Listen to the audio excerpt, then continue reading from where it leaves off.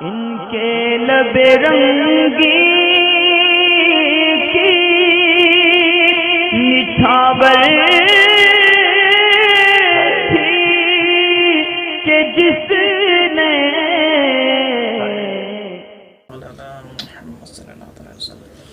अभी शाबान का महीना है और रमज़ान की आमद है, मगर रमज़ान से पहले रोज़े के ताल्लुक़ से कुछ सवाल जवाब जो आवाम के अंदर गलत फहमी होती है वो आप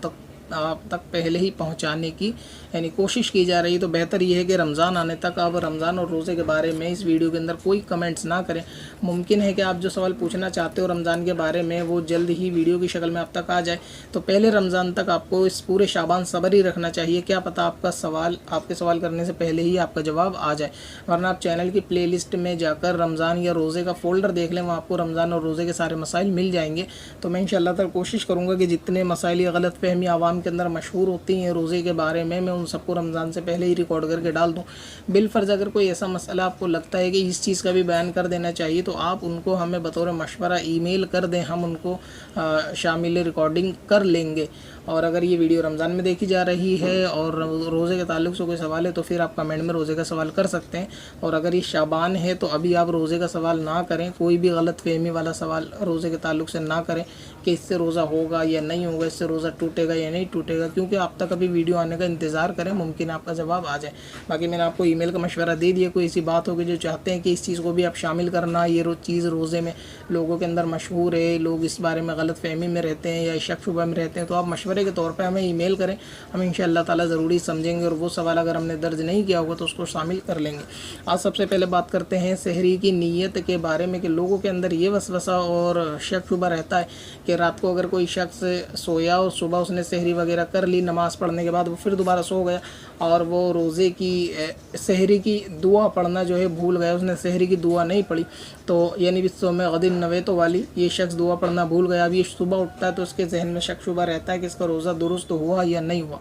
तो देखें, नीयत और दुआ के ताल्लुक़ से एक क़ायदा आप ये चीज़ याद रखें कि जहाँ पर दुआ पढ़ना या किसी चीज़ की नीयत की दुआ पढ़ना मुराद होता है, अगर वहाँ शख्स कोई किसी काम को प्रैक्टिकल कर लेता है यानी उसको अमली जामा पहना देता है, उसके प्रैक्टिकल में उतर आता है, तो वहाँ फिर मुँह से दुआ या नीयत करना यानी ये ज़रूरी नहीं होता। दिल में उस चीज़ का इरादा था और उसने उस काम को प्रैक्टिकल अंजाम दे दिया तो ऐसी सूरत में वो काम बिल्कुल दुरुस्त हो जाएगा। अब कोई शख्स सोया इस नीयत से कि उसको सुबह रोज़ा रखना है और वो रोज़ा रखने के लिए सहरी में उठा और उसने खाना भी खाया और वो उसकी नीयत हाजिर थी कि हाँ वो ये खाना सहरी ही के रोज़े ही के लिए खा रहा है, तो इसका ये काम रोज़े के लिए प्रैक्टिकल हो रहा है कि इसको रोज़ा रखना, उसके लिए ये अमल कर रहा है, तो उसका अमल कर लेना नीयत के ऊपर बिल्कुल गालिब है और ये नीयत ही है और ये काफ़ी है। अब अगर इसने वो दुआ नहीं पढ़ी और ये ऐसी सो गया तो सुबह को इसका रोज़ा बिल्कुल दुरुस्त है। यानी जहाँ पर आदमी की दुआ मुराद होती है, अगर वो उस काम को प्रैक्टिकल अंजाम दे दे तो वहाँ मुँह से कहना ये ज़रूरी नहीं होता। और दुआ पढ़ लेगा तो इंशाअल्लाह ताला इसमें कोई हरज भी नहीं है,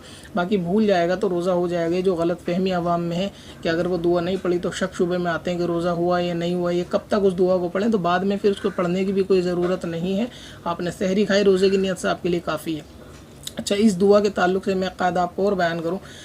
जैसे कि मान लीजिए अभी ज़ोहर की अज़ान हुई और कोई शख्स ज़ोहर की अज़ान होते ही नमाज़ के लिए चल दिया, तो उसका ये नमाज के लिए मस्जिद में जाना ये एक प्रैक्टिकल फ़ेल है, ये एक अमली फ़ेल है जो ये बता रहा है कि ये ज़ोहर पढ़ने जा रहा है। अब अगर ये शख्स बिना नीयत मुँह से बोले डायरेक्ट नीयत बांध के ज़ोहर पढ़ना शुरू कर दे, इसकी ज़ोहर की नमाज़ बिल्कुल दुरुस्त होगी। तो इसमें दरअसल सवाल इस तरीके का भी आता है कि इमाम साहब रुकू में है, ये शख्स थोड़ा देर से गया, अब ये शख्स देर से गया, इसने वज़ू करा, वज़ू करने के बाद ये जमात में शामिल होना चाहता है। अब इसने देखा कि जमात खड़ी और इसने सीधा अल्लाहु अकबर कह के जो है ना नियत मान ली और इमाम साहब की इक्तिदा में यानी चला गया। तो अब ये बाद में सवाल ये पैदा होता है कि मैंने मुँह से ही अल्फाज नहीं कहे थे कि मैं नियत करता हूँ 4 रकात नमाज ज़ोहर, तो क्या मेरी नमाज़ हुई या नहीं हुई। तो आपका ये ख्याल कि आप ज़ोहर पढ़ने के लिए मस्जिद में जा रहे हैं, फिर आपका नियत बांध कर इमाम की जमात में शामिल हो जाना और उसमें भी ये आपकी नियत थी और ये आपको यकीन रहना कि आप ज़ोहर पढ़ रहे हैं। अब आपने अगर मुँह से अल्फाज नहीं कहे कि 4 रकात नमाज ज़ोहर है तो भी आपकी नमाज ज़ोहर की होगी, क्योंकि आपका प्रैक्टिकल हो जाना ही आपके मुंह से कहने से ज़्यादा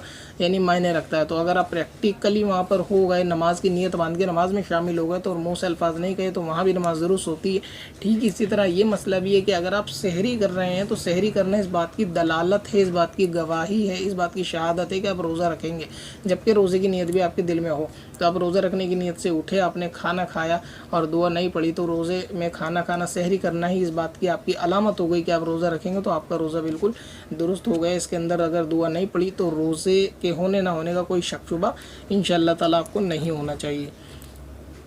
दुआ के ताल्लुक से पत्थर में हसन लाले पुरनवार